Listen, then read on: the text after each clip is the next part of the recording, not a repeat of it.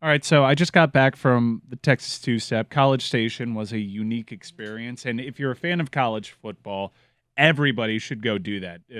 People are fairly nice out there, and it's an atmosphere that is hard to top. But I did sample the nightlife. I'm a Miami guy. Got to go out. Got to see the people. Really sample what it's all about. Did you go to Dixie Chicken? I did go to Dixie Chicken, and it did not disappoint. On number one, they have the troughs, and you know how I hate the troughs. They have urinal troughs. This is the first thing you're saying about this place. We're going straight to urinal troughs. They also have a rattlesnake on proud display. But so they go to... Live or dead? Mike, you were talking about urinals before we started this, and I thought you were going to say that it was in the stadium. No. That it was an older stadium. And so, wait, there are still establishments in the United States of America where you can only pee into a trough? Dixie Chicken has the troughs with the ice in it, and I was wondering why there is ice in the troughs. Jess Googled it and found out that it helps with the smell. I couldn't have any evidence of that from my experience. It smelled pretty pissy. Well, you said the whole scent of the place, right? Did you not? Yeah, College Station generally does smell like manure. There's a lot of mulch around. Agriculture school, right? It's not that bad. There was... Once they got that once they got that SEC money, they kind of totally redeveloped this one central part of town, and they have a fairly nice hotel out there and a bunch of restaurants that are nice for there, and none of which are open. You're not being very complimentary. They don't have a poppy steak. Just say that. You sound very elitist right now. I mean, I'm a city slicker, right? It is different. It is mad different. And city slicker. From Miami. Yeah. You sound condescending, Mike. Yeah, I understand that. I'm from Miami, and it's just a different way of life out there. They have a rattlesnake in their bar. I think college towns, when you're from that college town, like you have your places that you're fond of, that you love, and then you bring an outsider to them and they're like, what is this place? Like, it's very specific to what you actually, like, for example, the Backer in South Bend. It is like legendary dive bar right off campus. When you graduate Notre Dame, everyone always comes back and they go to the Backer and get drinks. If I was just a random person that walked into that place, I would be like, this is just nothing to me.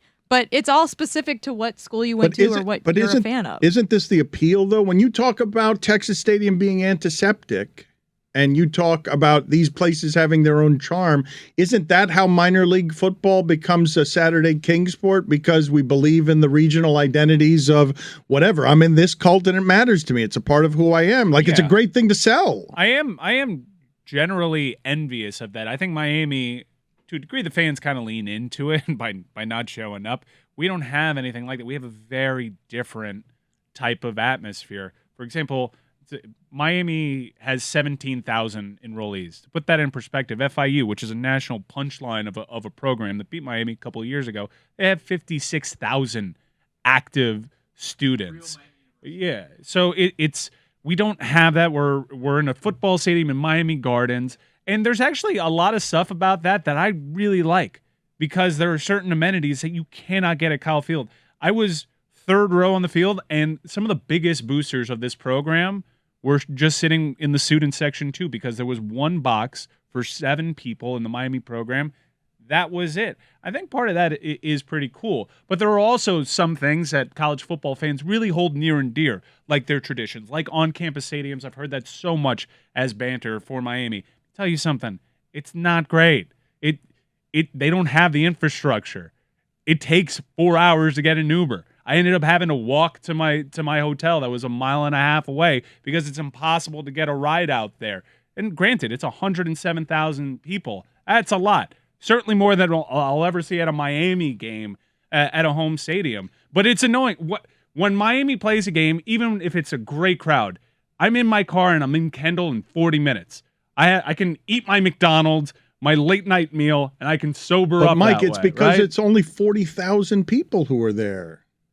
No, it's because Miami has an infrastructure too. It's no, because Miami does not have good infrastructure. Well, I will not stand for that. This city in general has terrible city in general, infrastructure. but fine. But Miami Gardens, coming out of that stadium, there's like 5 arteries that go in different directions that you can send people out of. They're a world-class venue that has that infrastructure. It's just it's inconvenient and it's part of the charm, but it's not It's not great. You have a 30-minute walk through the quad to your dorm or whatever. That's awesome. It took me 2.5 hours to leave that game. Yeah, I eat hear something. you. It sucks. There's pro stadiums where it takes an hour and a half to get out of the parking lot too. But like, I've also been to a lot of college campuses that have stadiums on the campus, and when you leave the game, you don't really give a shit if you're in your car for 45 minutes or an hour or whatever, because like that's part of the experience. It's sort of like the you just go point. home. It's okay. No, but the point that I'm making is like there's multiple ways to skin a cat. I understand why they tie their identity up in it, and they think it's awesome, and they have to understand where I'm coming from too, where it's decidedly not awesome for me. But you didn't grow up around it either. What she's saying is it's an all-day experience. Well, I mean, I went to the Orange Bowl, and that was annoying as fuck.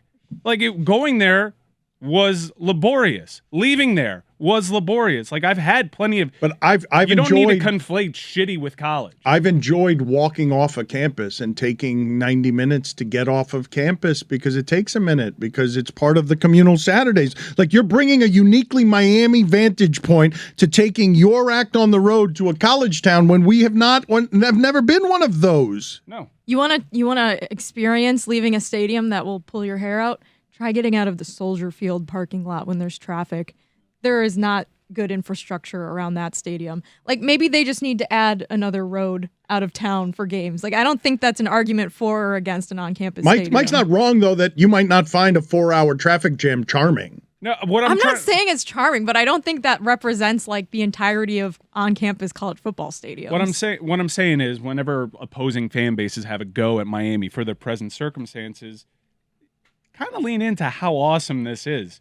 It is, in terms of facilities, straight up the nicest facility a college team is playing in. I wish more people would go and enjoy it.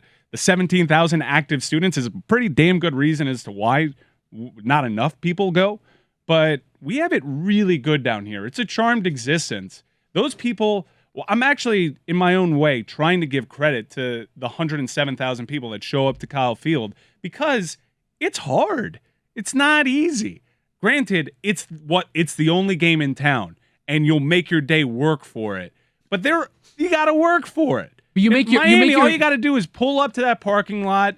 Most of those seats are in the shade. You should be out there supporting this team.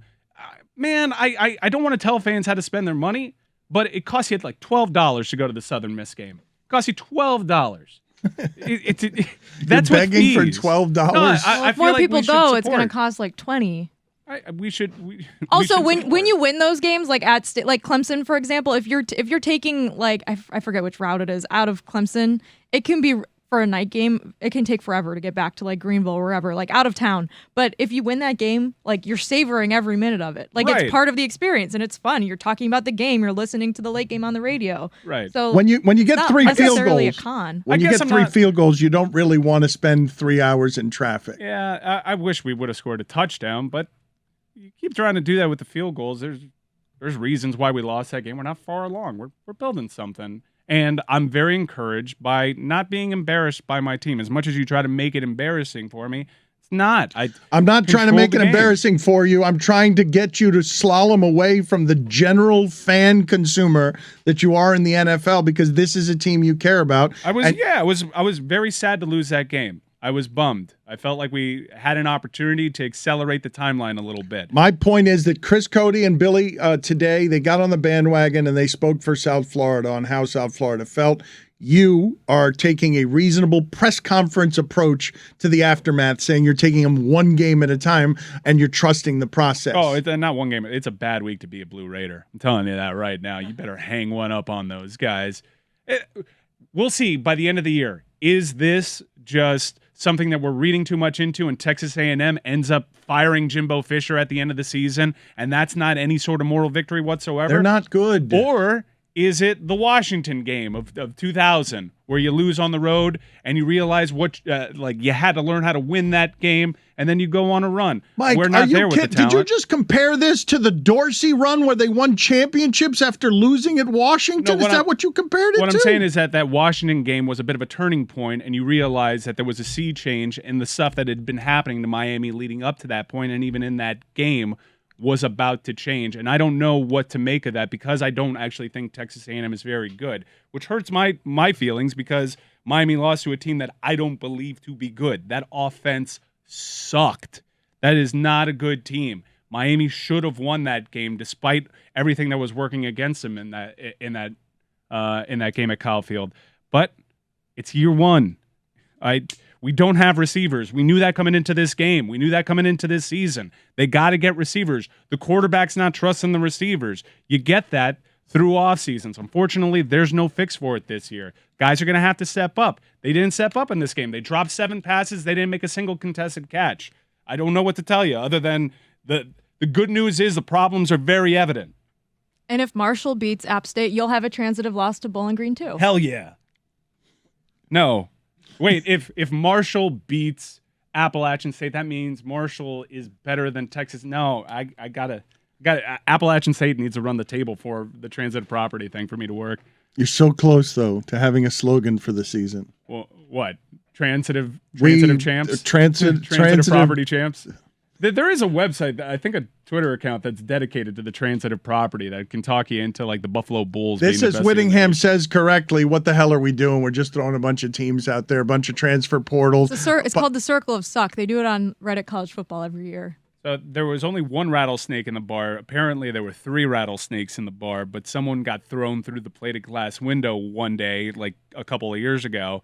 They caught one of them. The third one escaped. And legend has it that the third rattlesnake is just somewhere around the property of Dixie Chicken. That's your Dixie Chicken history lesson. You can't get that at Hard Rock Stadium. You cannot get that rattlesnake. You can probably get a lot of other things at Hard Rock Stadium, though. A lot of things that are almost as invasive and illegal.